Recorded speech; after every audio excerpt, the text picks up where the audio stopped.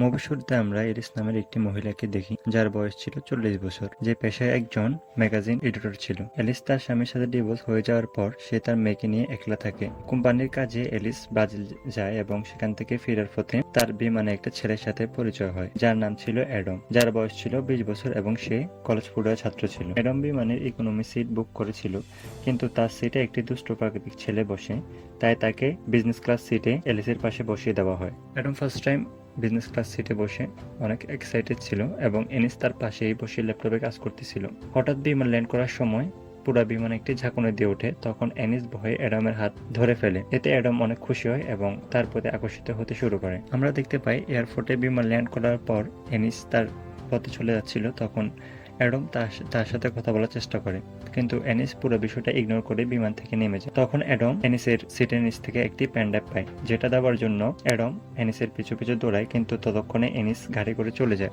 এরপর সিনে আমরা দেখতে পাই এলিস তার অফিসে আসে এবং তার কলিগ তাকে ডেকে বলে অ্যাডাম নামের একটি ছেলে তার সাথে কলে কথা বলতে চায়, কিন্তু এনিস তখন বলে আমি অ্যাডাম নামে কাউকে চিনি না।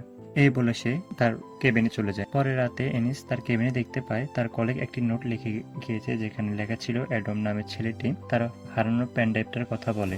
তাই এলিস দ্রুত অ্যাডামের কাছ থেকে অ্যাডামকে কল দেয় এবং প্যানড্রাইভটা দিয়ে যেতে বলে। তখন অ্যাডাম একটা বারে আসতে বলে, সেখানে সে তার বন্ধুদের সাথে ছিল। এনিস লোকেশনে আসলে অ্যাডাম তাকে জানায় সেই প্যানড্রাইভটি তার বাড়িতে, তাই সেটি নিতে তাকে অ্যাডামের সাথে তার বাড়িতে যেতে হবে।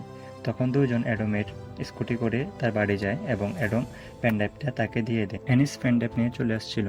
তখন অ্যাডাম তাকে তার সাথে কফি ডেটের অফার জানায়। তখন এনিস কিছু না বলে মুচকি হেসে দিয়ে চলে আসে। পরের দিন কফি ডেটের বিষয়টা এনিস তার ফ্রেন্ডের সাথে শেয়ার করে। তখন তার ফ্রেন্ড বলে তার অ্যাডামের সাথে কফি ডেটে যাওয়া উচিত, এতে তার নতুন করে একটি ম্যাগাজিন লিখতে পারবে এবং যার ফলে তার ক্যারিয়ারে অনেক দূর এগোতে পারবে। পরে এনিস এই বিষয়টা নিয়ে অনেক ভাবে এবং পরে সে সিদ্ধান্ত নেয় সে অ্যাডামের সাথে একটা সম্পর্কে জড়াবে। পরের সিনে আমরা দেখতে পাই এনিস অ্যাডামের সাথে দেখা করতে যায়, তাও একদম নতুন রূপে।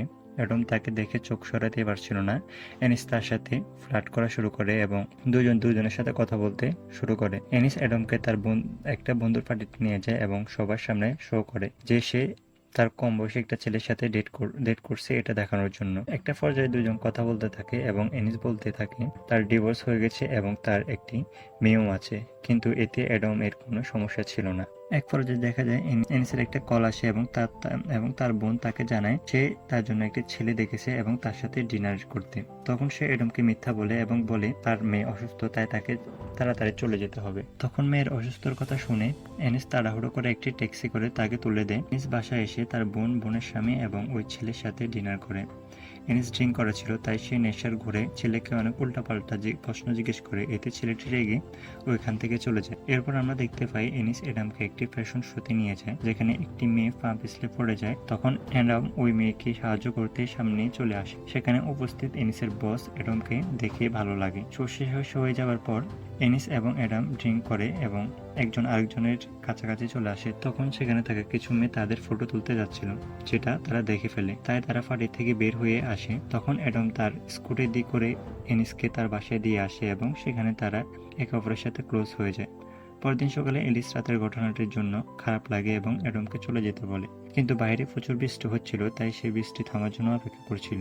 তখন বাইরে থেকে এলিসের মেয়ে এবং তার বোন চলে আসে এবং এনিস তার মেয়ে এবং তার বোনের সামনে অ্যাডামকে তার কলিগ হিসেবে পরিচয় করে দেয়।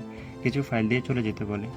অ্যাডাম বাইরে গেলে এনিস এসে তাকে আবার কিস করে। এতে আমরা বুঝতে পারি এনিস অ্যাডামকে ভালোবেসে ফেলে। পরের সিনে আমরা দেখতে পাই অ্যাডাম এবং এনাস দুজন একে অপরের অনেক কাছাকাছি চলে আসে এবং তারা প্রচুর ঘোরাফেরা এবং নিজেদেরকে সময় দেওয়া শুরু করে। একদিন হঠাৎ অ্যাডাম এনিসকে জিজ্ঞেস করে, তুমি অনেক সুন্দর ও ধনী, তারপরে কেন আমাকে পছন্দ করো? তখন এর জবাব হিসাবে এনিস কিছুই দিতে পারেনি, কারণ সে তার স্বার্থের জন্য অ্যাডামের সাথে সম্পর্কে জড়িয়ে ছিল।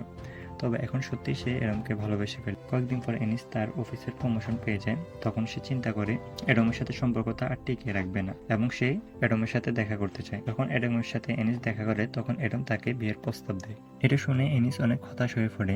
সে বলে, আমি তোমার থেকে বয়সে অনেক বড়, আমরা সামনে এগোতে পারবো না। আমি তোমাকে ভালোবাসি, কিন্তু আমার লাইফে অনেক দায়িত্ব আছে এবং আমার মেয়ে রয়েছে এবং আমার অফিসে কাজ সামলাতে হয়, আর এইভাবে আমি সামনে এগোতে পারবো না। কিন্তু অ্যাডাম তার কোনো কথাই মানতে চায় না। এরপর এলিস সেখান থেকে চলে যায়। এনিস যদিও অ্যাডামকে তার স্বার্থের কারণে ভালোবেসেছিল, তবে সে সত্যি এখন অ্যাডামকে ভালোবেসে ফেলে, কিন্তু সমাজের কারণে তারা দুজন দুজনকে দূরে সরিয়ে দেয়। এবং অ্যাডাম একটা পর্যায়ে তার বাবার সাথে সে বিষয়টা শেয়ার করে এবং তার বাবা তাকে বলে এসব কিছু থেকে বেরিয়ে আসতে এবং লাইফের সামনে এগিয়ে যেতে। এরপর সিনে আমরা দেখতে পাই এলিস তার লেখা ম্যাগাজিনটি পাবলিক করার জন্য সবকিছু রেডি করেছে এবং যেটা কোম্পানির সিইও দেখতে আসে এবং সে অনেক খুশি ছিল। কিন্তু কোম্পানির সিইওর কভার পেজের যে মডেল ছিল তার ভালো লাগতেছিল না এবং সে চাচ্ছিল এখানে নতুন কাউকে আনতে। তখন সে অ্যাডামের কথা মনে পড়ে, কারণ সে অ্যাডামকে এলিসের ল্যাপটপ কভারে দেখতে পায় এবং কোম্পানির সিইও তাকে জানায় ম্যাগাজিনের কভার ফটোতে মডেলের জায়গায় অ্যাডামকে বসাতে, আদারওয়াইজ তার চাকরিটা চলে যাবে। তখন এলিস কোনো উপায় না পেয়ে অ্যাডামের সাথে দেখা করতে যায় এবং তার বাসায় গিয়ে তাকে নিয়ে আসে। অ্যাডাম ভাবতে থাকে এলিস হয়তো সবকিছু মিটিয়ে নেওয়ার জন্য এবং সবকিছু ঠিক করার জন্য তাকে বাইরে নিয়ে এসছে। কিন্তু পরে এলিস যখন তাকে সম্পূর্ণ বিষয়টা খুলে বলে, তখন এলিস বুঝতে পারে যে সে তার স্বার্থের কারণে অ্যাডামের সাথে যোগাযোগ করে। তখন অ্যাডাম বলে যাতে এলিস পরবর্তীতে তার সাথে দেখা না করে। পরে সিনেমা দেখতে পাই অ্যাডাম ঠিকই ফটোশুট করতে যায়, কারণ সে এলিসকে প্রচণ্ড ভালোবাসতো এবং কভার ফটোতে যদি সে মডেলিং না করে তাহলে এলিসের জবটা চলে যাবে, সেই জন্য সে ফটোশুটে যায়।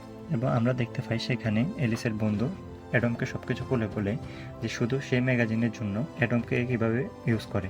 সবকিছু জানার পরে অ্যাডাম সেখান থেকে রাগান্বিত হয়ে চলে আসে এবং বলে যাতে করে এলিস তার সাথে দ্বিতীয়বার আর কোনোদিন দেখা না করে। এবং কভার ফটোটিতে অ্যাডামের ফটো না থাকায় এতে এলিসের জবটা চলে যায়। পরে এলিস অনেক একাকিত্বতে ভোগে এবং পরে সেই অ্যাডামের কলেজে গিয়ে সবার সামনে তাকে প্রপোজ করে এবং তার সাথে একসাথে থাকার প্রতিজ্ঞতাবদ্ধ করে। হ্যাপি এন্ডিংয়ের মাধ্যমে মুভিটার কাহিনী এখানে শেষ হয়।